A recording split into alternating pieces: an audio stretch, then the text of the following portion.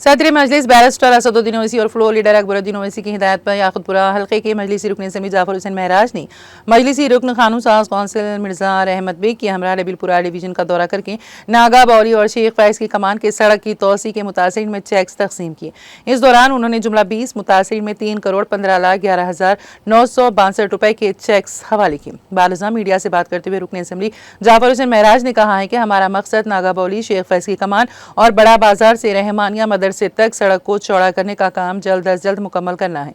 उन्होंने कहा लब पे बकिया चेक जल्द अज जल्द तकसीम किए जाएंगे। इस मौके पर डबिलपुरा कॉर्पोरेटर अलमदार वालाजाही, मजलिस के प्राइमरी यूनिट के मेंबरान, सड़क तोसी के मुतासिरीन और दीगर मौजूद थे।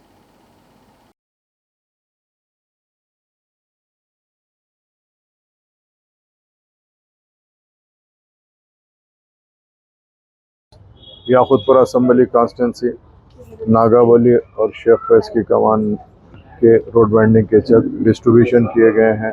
नकीब मिल्लत बैरिस्टर असदुद्दीन ओवैसी साहब की ख़ास नुमाइंदगी पर और उनकी निगरानी में और क़ायद मुखन्ना जनाब अकबरुद्दीन ओवैसी साहब की क़यादत के अंदर मैं और मिर्ज़ा रहमत बेग साहब आज आके हमने नागावली और शेख फैज की कमान के चेक्स डिस्ट्रीब्यूशन किए हैं।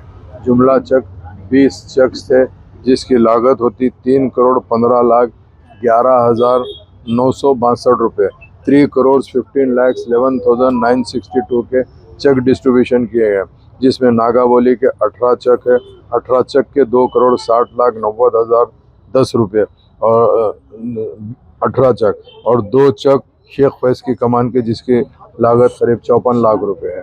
इस तरीके से आज के इस प्रोग्राम के अंदर यहाँ के डबिलपुरे के मुकामी कारपोरेटर अलमदार वालेजाही साहब और मजलिस इत्तेहादुल मुस्लिमीन के ज़िम्मेदार और जितने भी रोड वाइंडिंग के अंदर जिसकी प्रॉपर्टीज़ आ रही थी उन लोग ने आके यहाँ पे चेक हासिल किया है।